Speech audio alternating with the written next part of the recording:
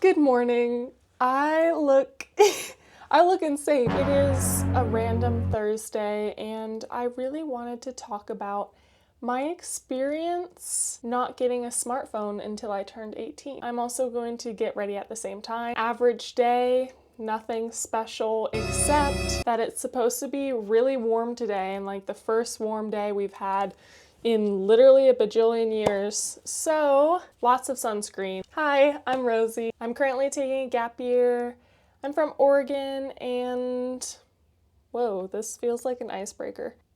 Yeah, let's get into it. For context, it was not my choice. I have two older brothers and they both got smartphones probably freshman year of high school, maybe even earlier. They're not much older than me, but this was the time when parents were a lot less aware of the capabilities of phones. There wasn't much research at the time about phones, and so there was a lot of conflict in my family over the phones. So when it came my turn, they basically said, you don't have the tools, aka a developed brain, to handle this properly. We don't develop self-control until we're 25. And so my parents were just like, we ain't doing this with you. Sorry, you'll thank us later. And I was like, I'm not gonna thank you later, I hate this. But I didn't express that. I just kept that part to myself. I was given a lot of independence growing up in doing my own things. I biked and scootered to many places around town, to my friends' houses that lived in different neighborhoods, and like downtown to get myself books at the library. And I never had a phone for all of that, and so I never really needed a phone to do things until it was like driving places. And then suddenly I'm using all my friends' phones and I literally hated it so much. Then we get to high school and my parents are like, girl, you need a phone. And I was like, yeah. There was this new thing. It was like a Kickstarter company and it was called Light Phone. It was like this little brick of a phone. Actually, I still have mine. Let me find it. It was this. Mine is like shattered, but it still works. It had all of the necessities, but didn't have access to internet and stuff like that. I hated that light phone at first. I hated it because I was so embarrassed to be different. High school is very vulnerable. I would text like, I have stuff on my hands, but I would text like this so that it looked like I had a normal phone. So embarrassing now that I think of it. I hid that stinking thing forever, and honestly my friends like kind of made fun of me for it, which like I didn't really care, but like it still gets you a little bit, you know. Then I had my mom's old smartphone for a summer, and by the end of having the iPhone all summer I was so exhausted and I was so sick of it and I wanted my tiny phone back so bad. That's when I kind of was like, wait a second, I like this little tiny thing. And it is, I don't know if it's my junior or sophomore year of high school, but my parents are like, you have a choice now. You could have an iPhone and you're gonna have to pay for your super expensive iPhone plan yourself, or you can keep the light phone and we will support you through it. This is a brush that I got my 10th birthday from Claire's. Oh my gosh, it's too hard for me to get ready and talk at the same time. But having the choice was pretty monumental. Obviously, it's nice to have choices. So suddenly it's my choice and I was like, you know what, I'm gonna own this. And I don't remember if it was my junior or senior year, but I was so proud of my stinking little brick phone. A lot of people would ask about it and I would be like, yeah, this is my phone. I have it so that I'm not distracted. Most people thought it was really cool.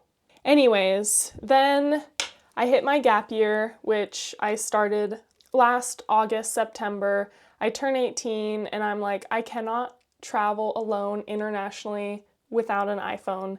So I got an iPhone and crazy story, it was free. I've had it ever since. I don't download social media on it other than Pinterest. I will be transitioning back to my light phone for college.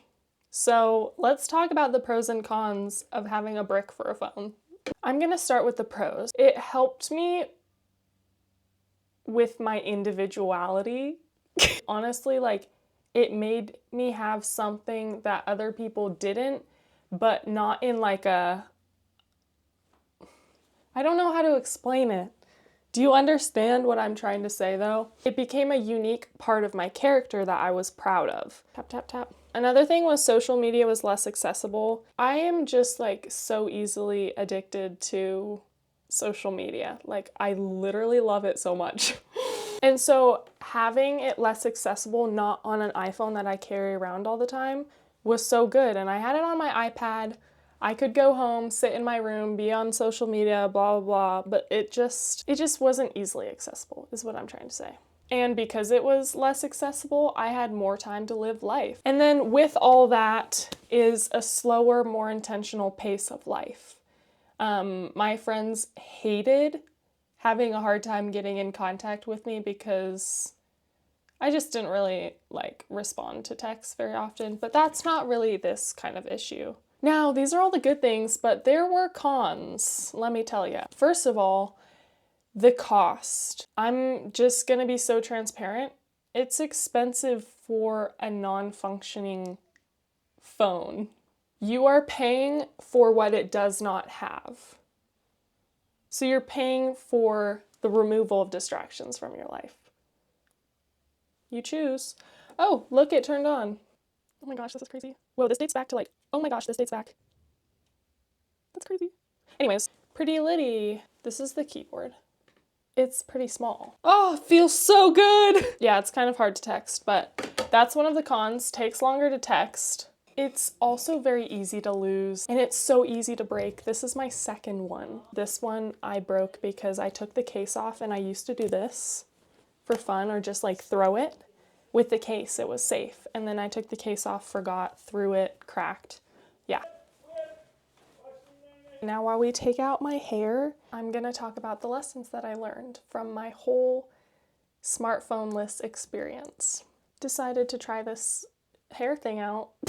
So the first lesson I learned, especially early on, was it is so hard to resist the urge to conform. Like, I feel like I don't even really need to elaborate much on that. Some people, they got personalities, they want to stand out. I do not. Like, naturally, I hate standing out. And so this was a good lesson for me to be like, girl, it's okay to be different, especially standing for something you believe in. Whoa. Oh my gosh. This is going to be crazy. Another important thing I learned was you don't need a smartphone. So sometimes it takes a little longer. It's a little hard to navigate certain aspects of our lives without technology or without a smartphone, but it's not impossible. So I could leave it like that. Fourth lesson, less anxiety. Okay. Uh-oh.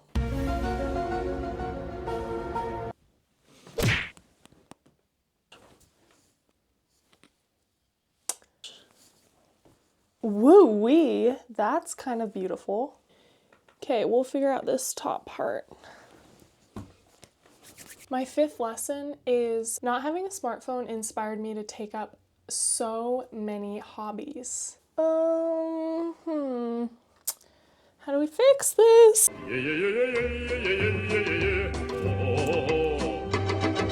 Thank you for watching this video. I hope that you gained something from my experience. Consider subscribing, and I hope to see you next week.